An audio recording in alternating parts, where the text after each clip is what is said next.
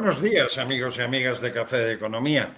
Hoy, domingo 12 de mayo, es un día importante porque se van a producir comicios electorales en Cataluña que pueden ser decisivos para el futuro de España y para saber qué es lo que va a concurrir. Si el independentismo puede llegar a tener mayoría absoluta en el Parlamento de Cataluña, para lo cual necesitaría 68 escaños, o si bien el candidato del Partido Socialista de Cataluña sería capaz de formar gobierno, pero como son primeras horas de la mañana, es momento de votación y todavía es muy pronto para dictaminar qué puede pasar, de lo cual iremos hablando las próximas semanas, vamos al lío. Porque esta semana ha sido un lío económico, ha habido mucho jaleo, ha habido mucho follón. Por un lado, la comparecencia del gobernador del Banco de España, Hernández de Cos, Pablo Hernández de Cos, que ha comparecido por última vez en la Comisión de Economía, y podemos augurar que va a ser el último gobernador independiente que habrá en los últimos tiempos, porque Pedro Sánchez ya ha dejado caer de que si no se renueva el Consejo General del Poder Judicial, esa vieja costumbre que existía, que cuando gobernaba el PSOE el subgobernador era del PP y viceversa, parece que en esta ocasión no se va a cumplir. Y por otra parte, todos habréis oído cómo el jueves por la mañana, a primerísima hora, eso de las 7:30 de la mañana, se anunciaba que el Banco Bilbao Vizcaya, después de haber sido rechazada una oferta de adquisición de acciones de forma amistosa desde el Banco Bilbao Vizcaya al Banco Sabadell, el jueves por la mañana lanzaba una OPA hostil con las mismas condiciones, con lo cual podemos decir que el mapa bancario pues, puede cambiar sustancialmente de aquí a unos meses. Pero de todo ello vamos a hablar con nuestros contertulios habituales, que son, como siempre, Miguel Cornejo, que es consultor. Luego, por otra parte, tenemos a Víctor Píriz, que es el secretario de Economía, Empresas y Comercio de la Junta de Extremadura, pero sobre todo contertulio de Café de Economía, aunque últimamente le vemos poco porque entre chinos, japoneses, indios y demás anda el hombre muy liado, pero nos trae muchas sorpresas dentro de su trabajo para la región en la que está. Tenemos también a Álvaro Gochi, que desde el pasado miércoles es diputado del Partido Popular en el Parlamento Vasco y que desde hoy se incorpora a nuestra tertulia como responsable de Economía del Partido Popular Vasco, y al que le someteremos a interrogatorios duros y peleones en alguno de los temas que vamos a atacar hoy. Y luego he dejado para el último a una persona que va a ser muy noticia, especialmente desde el pasado jueves. La veis ahí en un contexto un poco extraño porque está regresando de Barcelona, donde se ha presentado como candidato del Partido Popular al Parlamento Europeo.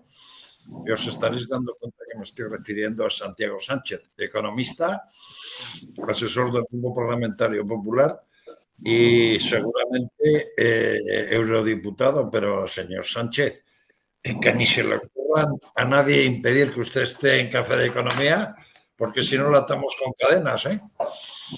Buenos días a todos. Por empezar un poco por los temas, ¿qué preferís? ¿Que vayamos directamente al BBVA o hablemos del informe de Hernández de Cos? Del informe, hay que entrar directo en harina.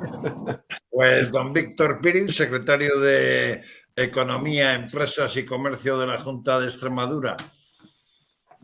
¿Qué consideración, qué balance me hace del informe del último gobernador del Banco de España que podemos considerar independiente? Porque yo no sé si Pedro Sánchez tendrá un primo segundo, tendrá un concuñado, tendrá un amigo de la mili o alguien de cuando jugaba en el Estudiantes o algún amigo de la demencia que resulta que vaya a ser el próximo gobernador del Banco de España.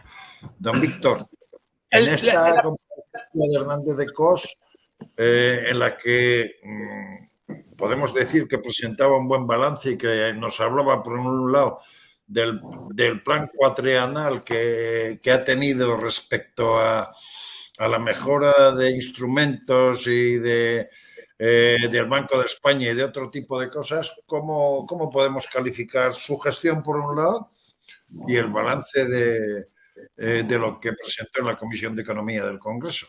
Bueno, pues la verdad es que tenía ganas de hablar de este tema, ¿eh? Ya te dije que esta semana estaba sí o sí, porque me parece un informe, primero, que lo analizaremos en los libros de historia, porque como dices, va a ser en mucho tiempo el último que un gobernador independiente presente en el Congreso de la Nación. Y esto es mucho decir, ¿eh? Se nos va a caer la Perdón, única... para que a nadie se le olvide, aparte de ser el cargo que tiene ahora, ha sido portavoz de presupuestos, con lo cual ha tratado mucho con Hernández de Cos y sabe de lo que habla, ¿eh?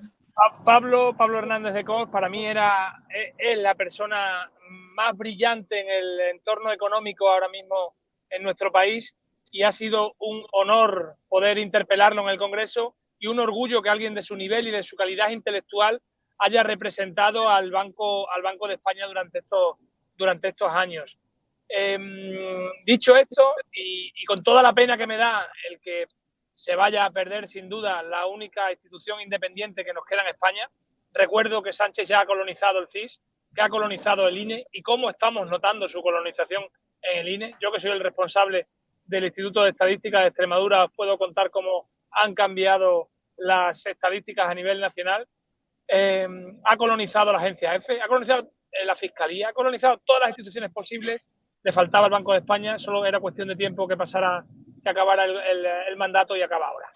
El informe, bueno, pues el informe es el último informe de un gobernador independiente, en el que pone el dedo en la llaga en dos cuestiones en las que no he visto mucho refrendo en prensa, pero que para mí, será porque trabajo en este área a diario, sí para mí son clave. La primera es la competitividad.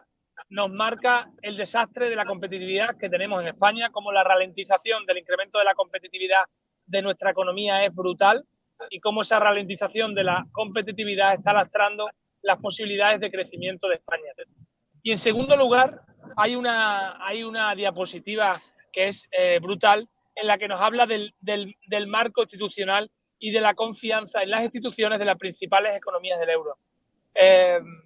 La menor de todas, sin ninguna comparación con la siguiente, por debajo del 10%, es la española. Estos dos factores juntos vienen a derivar en falta de inversión o una barrera a la inversión extranjera directa. Los extranjeros cada vez nos ven... Y sobre todo inseguridad jurídica, ¿no? Claro, es que la inseguridad jurídica y la inseguridad política, la falta de estabilidad política, la falta de seguridad política, lo que hace es disuadir a las inversiones. Lo que hace es que los inversores, siempre lo hemos dicho en este programa, el inversor de por sí es muy conservador, tiende a evitar el riesgo, e intentas evitar aquellas economías, como es la nuestra ahora, en la que se ven los propios datos del Banco de España, las encuestas que plantea, que somos la región europea, el país europeo con menor percepción o peor percepción sobre su estabilidad, digamos, institucional, y cómo nuestra competitividad está absolutamente lastrada Víctor, si te parece, vamos a hacer la primera ronda y entramos en materia como es debido. Santiago Sánchez, tu balance en cuanto a, primero, que se nos va un personaje importante de la economía española, como puede ser el actual gobernador del Banco de España, y por otro lado, ¿cuál es tu análisis de su informe?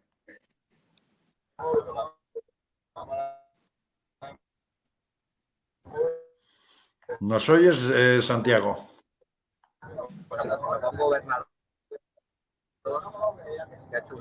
¿Santiago?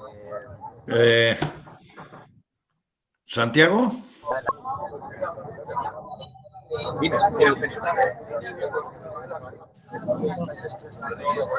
¿Santiago? Santiago, no te escucho. Parece que tenemos problemas. ¿Nos oyes? Sí, perfectamente.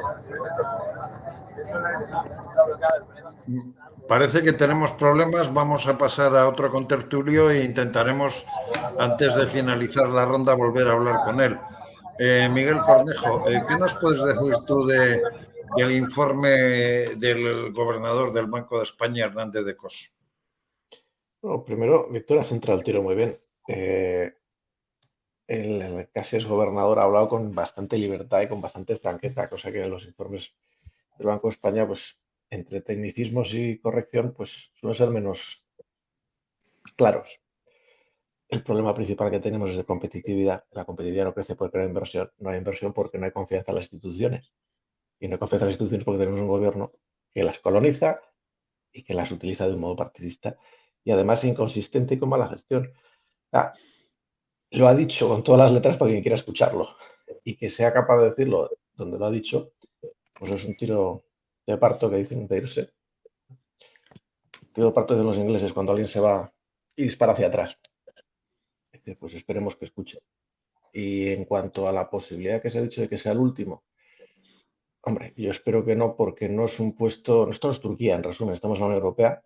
En Turquía Erdogan puede poner a su yerno, como cualquier familiar. Aquí tiene que haber un mínimo nivel de cualificación para que las cosas pasen, mínimo filtro, porque si que fuera simplemente por la presión de un escándalo no puede poner a cualquier incompetente.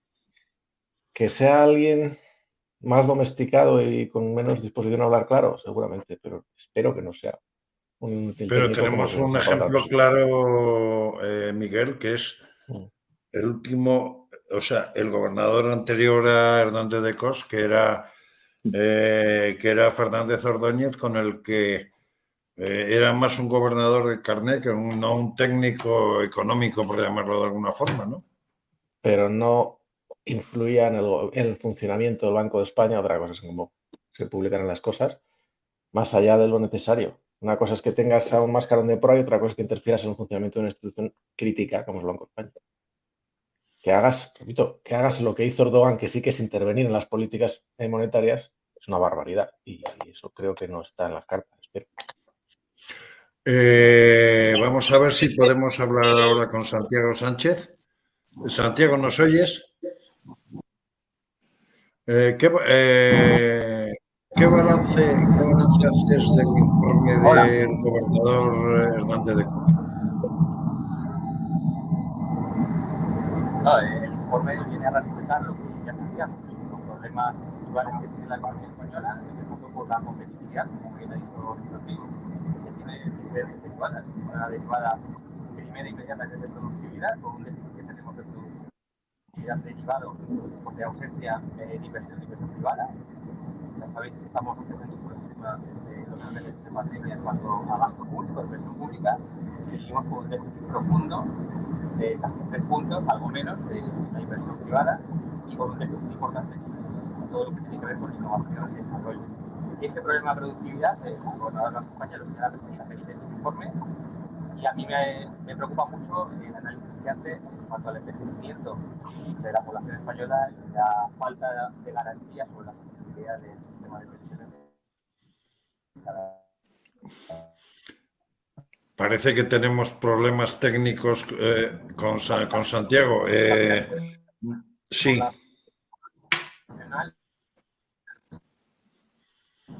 No. Parece que... ¿Cuáles son las Sí, Santiago. No, que os decía que me preocupan esas dos derivadas, la derivada de la productividad por un lado.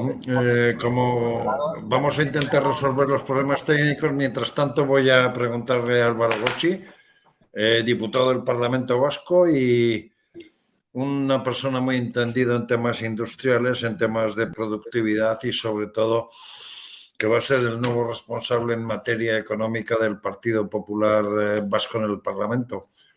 ¿Qué sensación te dio Hernández de Cos cuando estuvo en la Comisión de Economía en el Congreso a la hora de explicar los últimos 4 años con su plan estratégico y cómo ve el horizonte de la economía en España? A ver, a mí yo la sensación que tengo cada vez que escucho al gobernador es que es una persona independiente y como es independiente es libre y dice lo que considera que tiene que decir independientemente de te guste más o menos. El análisis que hace de la situación actual de España yo lo considero bastante acertado. El informe anual del 23 es bastante bueno, se centra en los problemas que tenemos, pero además no solo mira los problemas que tenemos, sino que mira hacia adelante y propone soluciones. Cosa que en otros órganos ahora mismo es difícil encontrar documentación de esta calidad. Entonces ahora la responsabilidad que tenemos los políticos y el gobierno que tiene es utilizar estos documentos que realiza el gobernador, que realiza el Banco de España y aplicar las medidas que ponen. De los problemas y de los retos que tenemos enfrente, pues es verdad, el gobernador marcaba 7 retos. El primero de ellos, la productividad.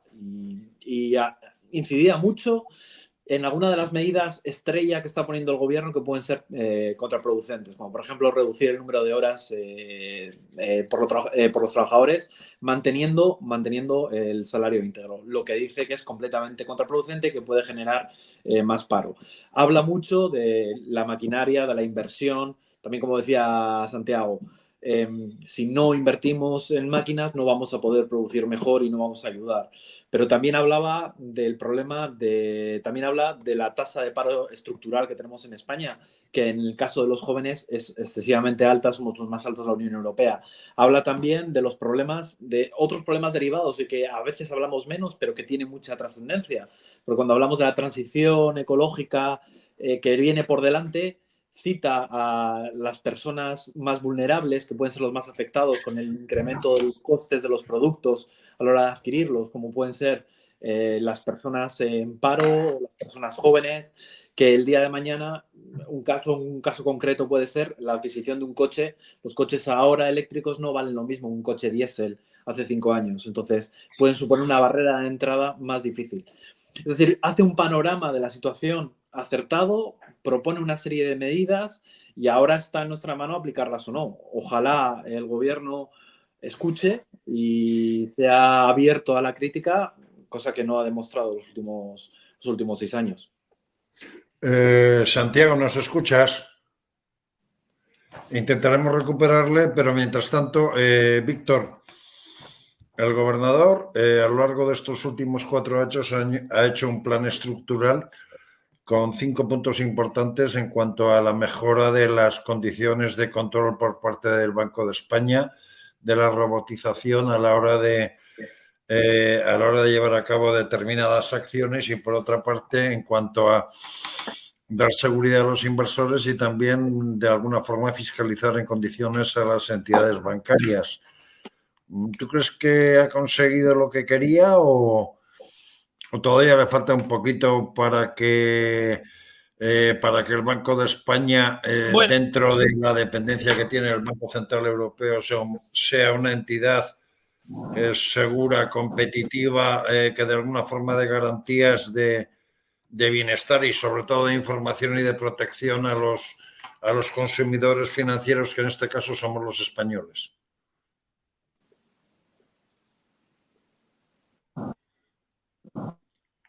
Sí, Víctor.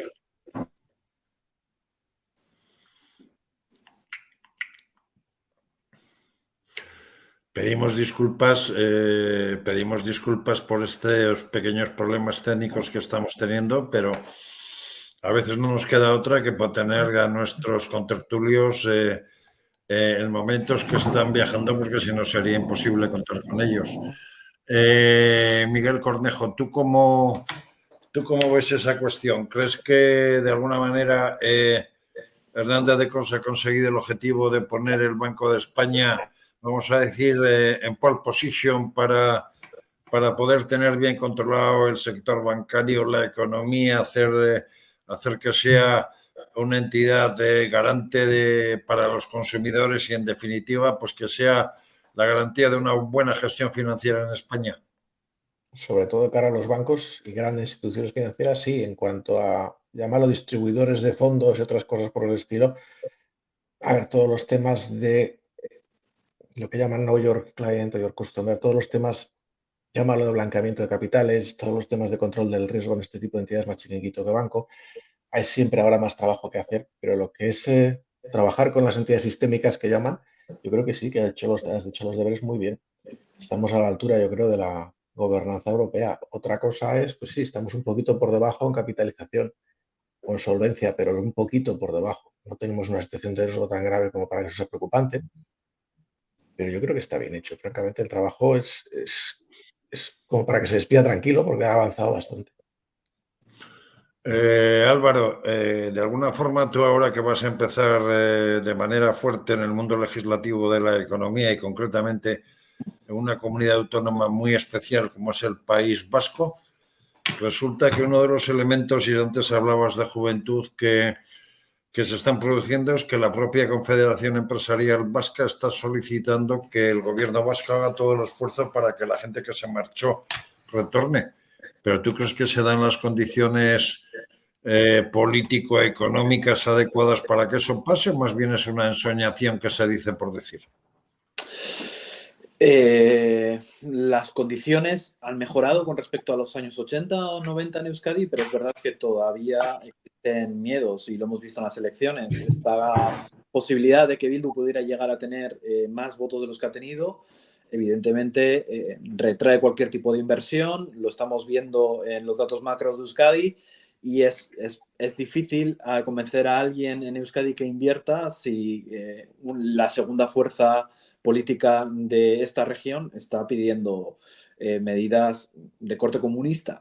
Entonces, pero directamente así, habla ya de expropiación de viviendas, habla de no dar seguridad jurídica al dinero invertido tanto de las familias como de las empresas, hablan abiertamente de controlar empresas privadas. Entonces, es complicado. Yo entiendo que los empresarios aboguen porque todo aquel que se tuvo que ir a la fuerza vuelva, y es una intención, un deseo compartido que tengo yo con ellos también, pero es verdad que ahora mismo es complicado pensar que se den las circunstancias para que vuelvan las inversiones como ocurría en los años 80. Y es bastante triste el panorama, porque de aquí a los próximos 4 años, si no cambian las cosas y si seguimos manteniendo la tendencia, bueno, la última vez que estuve aquí hablaba que 1 de cada 5 jóvenes vascos se había ido fuera de Euskadi a buscar las oportunidades que aquí no les dábamos. Aquí la condescendencia que tiene el gobierno vasco consigo mismo y con sus políticas hace pensar que no vamos a mejorar estos 4 años, pero una cosa sí que quiero dejar clara: nosotros vamos a dar la batalla y vamos a defender a todos los vascos que estén aquí o que estén viviendo fuera y se hayan tenido que ir, y todo aquel que quiera volver pueda volver en buenas condiciones. Hay otras comunidades autónomas, por ejemplo Galicia, que tiene un plan de retorno que es muy interesante, que ha provocado que haya gente que se había ido en los años 90 y principios de los 2000 a otras comunidades o otros países. Sí, Álvaro, pero no te olvides que en el País Vasco hay otro condicionante político, como es, por ejemplo, el hecho de la fuerza que tiene Bildu, que para mucha gente que se fue, eso va a ser una traba importante para regresar. Miguel Cornejo, de alguna forma, uno de los problemas que planteaba Hernández de Cos en su informe era la cuestión de la vivienda. Hoy día el poder acceder a una vivienda resulta realmente difícil desde el punto de vista del alquiler, porque el mercado prácticamente está topado, está de alguna forma cerrado, y por otro lado, pues por la carestía de las viviendas, incluso pues no hay ningún problema, o sea, hay problemas a la hora de la construcción y demás, porque a la vivienda pues parece que se le va buscando, que se le van buscando los 3 pies al gato, ¿no, Miguel?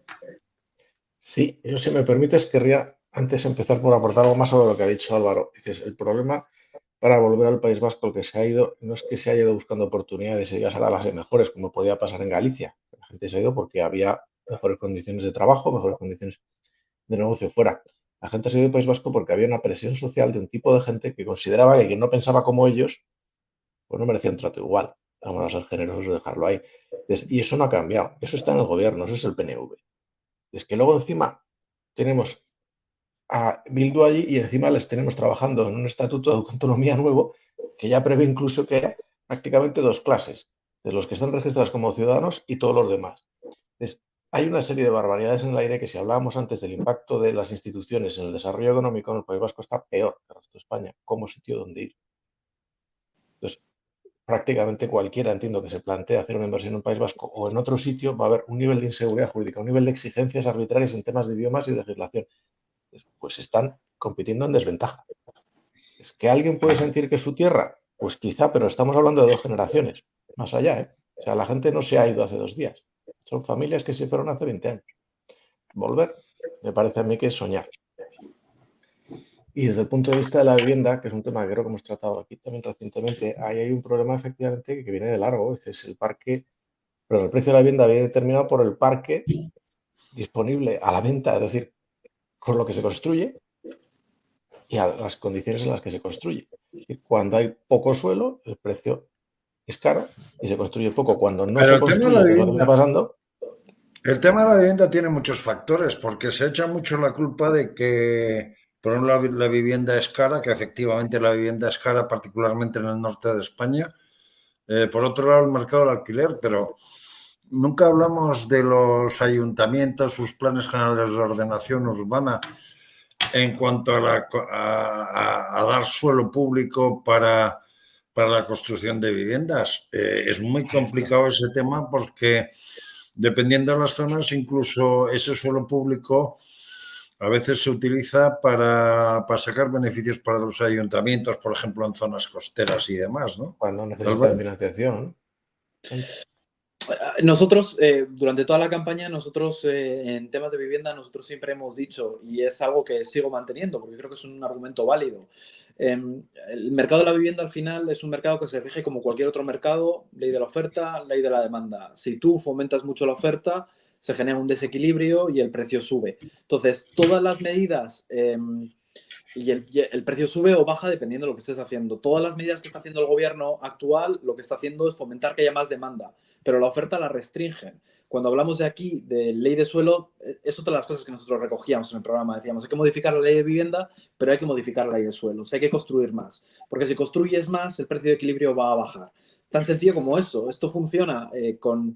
Es que la vivienda al final es un bien más de la economía, un bien que vale mucho más, que es mucho más caro, que te tienes que pensar mucho más comprar y cómo comprarlo, pero las reglas son las mismas y parece que se nos olvida. Fomentamos mucho que la gente quiera tener o muchas ayudas. Aquí se ha puesto una ayuda a la emancipación, pero claro, esa ayuda a la emancipación lo que va a hacer es incrementar los costes o los precios de alquiler directamente. Entonces, si no fomentas que haya más ofertas, si no fomentas que se construya más, si no fomentas las restricciones que hay a día de hoy a la hora de construir una vivienda, porque es una locura el nivel de permisos y además cada comunidad autónoma es distinta, cada ayuntamiento es distinto. O sea, esto es muy difícil construir en Euskadi y en España es muy difícil construir.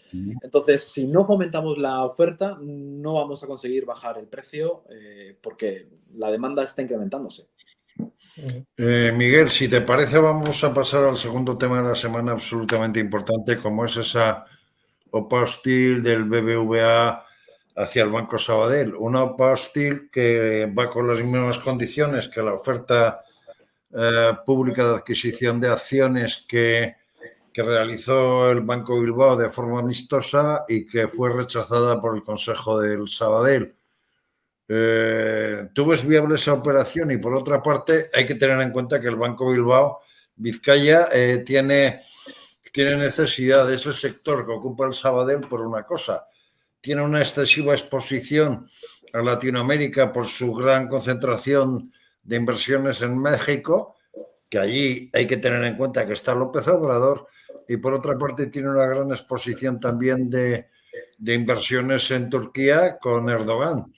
Entonces el sector español, por llamarlo de alguna forma, necesita reforzarlo y el Banco Sabadell puede ser un buen activo y en este caso será posible teniendo en cuenta no solo las condicionantes económicas, sino las condiciones políticas que tiene la operación, porque claro, hay que decir que personas influyentes en España hoy en día como Puigdemont o incluso el propio Partido Nacionalista Vasco pueden tener diversas opiniones con respecto al papel que juega el Banco Sabadell, que para el independentismo catalán es prácticamente un banco nacional, mientras que el PNV pues lleva reivindicando hace mucho tiempo que el BBV, su cúpula directiva, tiene que volver a Bilbao, ¿no?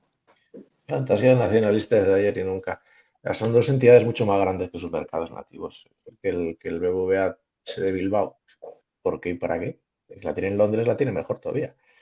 No tiene nada que ver. Entre otras cosas, porque paga sus impuestos en Vizcaya y para la Diputación Foral de Vizcaya, pues los 500 millones de euros que se lleva del BBVA, de Iberdrola y de Petronor, eso no es moco de pavo para su historia financiera. Y al BBVA le encanta tener apellidos vascos en la dirección, pero no quiere decir que sea un banco vasco a estas alturas de la película, no tiene nada que ver. Sabadell sí todavía es un banco catalán, pero bueno, cada vez menos también. Entonces, ese condicionante, yo creo que por mucho que lo quieran apretar los nacionalistas, no tienen dónde apretar, porque el único punto de apoyo sería el Banco de España, precisamente. Como ha comentado Guindos, tiene que haber un análisis de solvencia sobre los papeles de la fusión, sobre el planteamiento de fusión, lo tiene que aprobar el Banco de España. Ahí puede haber presión, sí, pero poca. ¿Pueden bloquearla? Lo tienen muy difícil por el lado administrativo. Defensa de la competencia, es que tampoco sería el banco más grande. Es verdad que se reduce el nivel de competencias, es verdad que se concentra, yo diría, excesivamente en el mercado español, pero no es el primer banco. Entonces, ¿lo pueden bloquear por ahí? Complicado. El A lo tema de mejor, a lo Turquía, mejor, y paso a Víctor, que le hemos recuperado. Víctor, en esta fusión o esta OPA hostil que pretende el BBVA con el Banco Sabadell, ¿no hay también alguna operación, entre comillas, pseudopolítica interna dentro de uno de los bancos, concretamente el Banco Bilbao Vizcaya, para que Torres se salve de la gestión que está llevando a cabo? Bueno, yo no quiero creer, primero disculpar, pero venía por una zona con baja cobertura y después no me dejaba entrar el sistema en la tertulia para el tema del gobernador. Yo el tema del BVA creo que ahí tenemos que ser espectadores sobre lo que está pasando, que esperar que las dos instituciones se pusieran de acuerdo. No se han puesto de acuerdo, ahora tendrán que ser los accionistas. Y como decía Miguel ahora, si competencia no tiene nada que decir, porque legalmente no puede decir nada, y si legalmente se cumplen todos los requisitos, pues esperar a ver qué pasa. A mí, pero me reconocerás que el Banco Central Europeo lleva tiempo diciendo que es importante la concentración bancaria y me reconocerás otro factor importante, y es el hecho de que el BBVA está pasando unos tiempos duros sin pena ni gloria por malas inversiones anteriores en sitios de riesgo como puede ser Latinoamérica con López Obrador o Erdogan en Turquía. Es que llevamos 15 años en España que lo único que hacen los bancos es concentrarse, porque es la política que yo creo que era necesaria y con la que se ha mejorado los ratios de solvencia y toda la operatividad de las entidades bancarias. Yo creo que el sistema anterior era el que no tenía mucha viabilidad. A partir de ahí, que dos entidades como una entidad como BBVA intente ganar músculo en base a una fusión con una entidad más pequeña pero solvente, una entidad que funciona muy bien, bueno, pues me parece desde el punto de vista empresarial una operación inteligente. Y lo que te decía, que como liberal que soy y que como tal me tengo, respeto las decisiones de las empresas. Si cumplen las normas legales, si competencia no tiene nada que decir, si nadie tiene nada que objetar desde el punto de vista legal, pues que sean lo que los accionistas quieran que sea. Son dos empresas con sus accionistas que son los que toman las decisiones por ellos, y a partir de ahí yo quiero creer que la política no tiene nada que ver. El BVA es un gran banco de este país, el Banco Sabadell también. No quiero pensar que haya implicaciones de otro tipo más allá que buscar la rentabilidad y la mejora de la mejora de los rendimientos también para los accionistas, que es lo que van a buscar. Está claro que el Banco Sabadell pues tiene tema de hipotecas, tiene tema de pymes, tiene tema inmobiliario.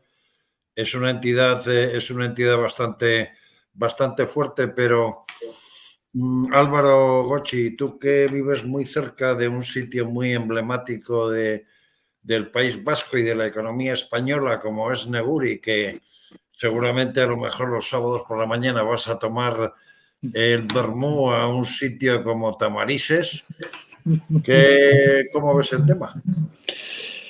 Yo en este asunto estoy de Perdón, lado. voy a aclarar a la gente que Álvaro vive en Guecho, con lo cual cerca de allí está Neguri, está Tamarises, un sitio muy emblemático en donde gran parte de la cúpula negurítica del empresariado vasco e importante, tanto vasco como español, se suele reunir allí los sábados por la mañana a tomar el vermú. Por eso se lo he dicho. Adelante, Álvaro. Yo en este asunto estoy con Víctor 100%. O sea, quiero decir, ahora está a nivel empresa, ellos tienen que decidir que BBVA quería comprar de forma amistosa a Sabadell ha dicho que no, y ahora son los accionistas los que tienen que considerar si la oferta es adecuada o no. Nosotros, ¿qué es lo que creo que deberíamos hacer? Pues por ahora ser espectadores. Si no se pone en riesgo la competencia en el mercado nacional, nosotros no deberíamos de intervenir. Es decir, estas filias por controlar empresas, por nacionalizar, porque tengan la sede en tu ciudad, no nos van a llevar a nada bueno y tendrán que ser los propios dueños de la empresa los que decidan. Eso sí, tendremos que garantizar que la competencia en España se mantiene y que la concentración de bancos es suficiente para que no haya problemas de competencia. Pero salvando ese punto, son empresas privadas y ellas tendrán que decidir lo mejor para ellas mismas. Me preocupa que haya políticos, en este caso hemos dicho Puigdemont, que intervenga, que tenga opinión sin haber visto un solo papel sobre lo que tienen que hacer las empresas privadas. Eso es exactamente lo contrario de lo que tenemos que hacer. Las empresas tienen que decidir por ellas mismas y nosotros no podemos tutelarlas, porque si no acabaríamos siendo la Venezuela de Maduro o la Cuba de los Castro. No estamos muy lejos de eso, Álvaro, pero Miguel Cornejo, ¿tú te crees que se puede producir eso de que donde digo Diego? Lo digo porque a lo largo del día del pasado jueves, tanto el ministro de Economía como la ministra de Trabajo y el sector, entre comillas, de ultraizquierda del gobierno de Pedro Sánchez se manifestó prácticamente en contra, incluso dando a entender que a pesar de pasar por todos los organismos, la última palabra la tenía el Consejo. Pero yo me atrevo a decir una cosa más. ¿No será que ahora dicen que no por el hecho de las elecciones catalanas y demás, pero después digan que sí y además pidan un puestito en el Consejo, vayamos a saber a quién? Bueno, en primer lugar, el Consejo de Ministros tiene poco que decir a estas alturas. Si no tienen unos argumentos concretos, no es una empresa estratégica, entonces no hay mucho que puedan decir si pasa, como decíamos, los filtros de competencia y de solvencia. Pues pueden ponerse todo lo agrios que quieran. Por otro lado, como creo que dejé escrito el otro día, yo creo que hasta hace unas semanas y todavía la gran mayor parte de la sociedad española piensa que el señor Sánchez es un pato cojo que se está yendo ya. Con lo cual, un movimiento que va en contra de él, pero a favor de la rentabilidad o de la supervivencia interna del dirigente del banco, no le va a parar Sánchez simplemente porque no le guste. Entonces, si estuviéramos hablando del comienzo de una presidencia, de una persona, pues sí, porque es un riesgo. Pero ahora no creo que lo vayan a detener, francamente. Otra cosa que sí que le puede detener quizás es la reacción de los mercados a la fusión, que no está siendo entusiasta. Y hablando de esa reacción de los mercados, Víctor, teniendo en cuenta que el Banco Sabadell tiene un 47% de accionariado minorista y un 53% de fondos de inversión, que además, en algún caso, siendo bajista, se ha posicionado de una forma importante en el momento que se anunció el no a la OPA amistosa, ¿tú te crees que eso puede generar algún tipo de conflicto en el sentido de que, o sea, ahora, por ejemplo, el Consejo de Administración del Sabadell no va a tener representación a través de una OPA hostil en el Consejo de Bilbao, que los accionistas van a recibir lo mismo que se decía, eso sí, en papel y demás, pero ¿hasta qué punto van a influir ahí o van a ser decisivos los fondos de inversión que tienen ese 53% en el Sabadell para que la operación salga para adelante o no? Bueno, yo creo que en una operación como esta son decisivos los mayoritarios principalmente, pero en este caso, como tú dices, los minoritarios que son en gran parte propietarios del banco. Yo lo que entiendo que esto al final se ha convertido un poco en un juego empresarial de estos que vemos continuamente en las series americanas, a ver quién puede más y a ver quién aguanta más y quién estira más su posición para obligar a moverse al otro. Yo creo que el órdago que lanza el Banco Sabadell rechazando y el que le devuelve el BBVA entra dentro de una, bueno, pues de una previsibilidad. Yo creo que era algo previsible que podía pasar. Si a nosotros nos preguntan la semana pasada qué hubiera pasado en estas condiciones, yo te hubiera dicho exactamente lo que ha pasado. Si me dices si el Madrid iba a pasar a la final de Champions, también te lo digo, que iba a pasar, pero si me preguntas si esto iba a pasar tal cual, te lo hubiera dicho así. Pero hay una circunstancia que hay que valorar y tener en cuenta, y eso Álvaro Gochi, de los nombres que voy a dar, se va a acordar perfectamente. En Bilbao hay un sitio que se llama El Azulito, en donde gran parte de los profesionales y gente del mundo de las finanzas y tal se suele reunir los viernes y sábados a tomar copas, ¿o no, Álvaro? No digo nada. No digo porque yo también iba en aquellos tiempos y justo por allí había un señor que solía venir los viernes a las 7 de la tarde en un Volvo blindado. Y estoy refiriéndome a Ángel Sánchez Asiaín en la época de la OPA Albanesto. Estoy hablando de finales de los 80. Después de aquella mala experiencia que tuvo el Banco Bilbao Vizcaya y al salir frustrada aquella fusión y posteriormente el no haber llegado a un acuerdo con el Banco Sabadell, de alguna manera no es un poco de escarmiento para ir a una OPA hostil teniendo en cuenta que nunca ha salido eso en España. Contestadme lo que queráis. Hombre, si no se hace ahora, no se hace. O sea, quiero decir, ahora el valor que tienen los bancos después del COVID es un precio asequible y ya lo intentó una vez BBVA, pero ya esta es la última bala. Como sigan subiendo el precio de las acciones, va a llegar a ponerse en un momento en el que es completamente inalcanzable. Sí. Y además hay que entender que los sectores a los que se enfoca el Sabadell es distinto al BBVA. Entonces son negocios que pueden ser... Es complementario, o sea, es un negocio que quiere absorber el BBVA. Eso es evidente, ¿no? Le viene muy bien y es una oportunidad que si no la aprovecha ahora no la va a poder. Para BBVA es una operación redonda. Yo respeto la libertad empresarial. Ahora sí, entiendo perfectamente a los gestores de BBVA con esta operación porque complementa perfectamente el tipo de banco que tiene BBVA con el tipo de clientes que tiene como dice Álvaro. Exacto. O sea, una operación, una jugada maestra de BBVA. Otra cosa es que pero en España no estamos muy acostumbrados ya a hostiles y demás. Miguel Cornejo, de alguna forma esto es una operación normal de adquisición de una empresa a otra, ¿no? Que va a acabar en 5 o 6 meses y que puede salir fructífera si el BBVA consigue el 50,01% de las acciones del Sabadell y si no, pues no. Bueno, es una prueba de madurez del sistema financiero español y en concreto también del gobierno español. Si son capaces de estarse quietos y hacer o dejar hacer a las empresas en su terreno que tienen ese derecho a hacerlo, pues veremos, como os he dicho, una jugada o una situación, no diremos habitual, pero frecuente en otros mercados. Es saber, una compra entre grandísimas empresas, pues siempre tiene aquello llamativo, llámalo épico, llámalo lo que quieras, pero al final es una operación normal, algo que ya se ha hecho miles de veces en el mundo y que no tiene nada raro que se haga aquí y no presenta ninguna característica extraña, que como se ha dicho, encima es que las dos entidades encajan bastante bien, se complementan muy bien, es que encima ayuda a mejorar la solvencia del BBVA respecto a situaciones que yo creo que no son de tanto riesgo, pero bueno, es que no se le ven ninguna razón objetiva para que hubiera que prohibirla. Que llegan a un acuerdo, que los accionistas les parece bien, que mal, que suben. Es una prueba de madurez. Si no somos capaces de que se llegue a cerrar con normalidad o fracasar con normalidad una operación de este tipo, pues es que no somos una economía desarrollada. Así que espero que salga está como claro. sea, pero bien. Como estamos mal de tiempo, voy a hacer 2 preguntas rápidas y ya prácticamente despedimos. Una economía desarrollada, sí, lo que no tenemos es un gobierno, lo que no tenemos es un gobierno decente. Que una economía desarrollada somos, lo que no tenemos es un gobierno decente, está claro, vamos. Sin instituciones desarrolladas no somos economía desarrollada. Podemos ser potente, pero desarrollada.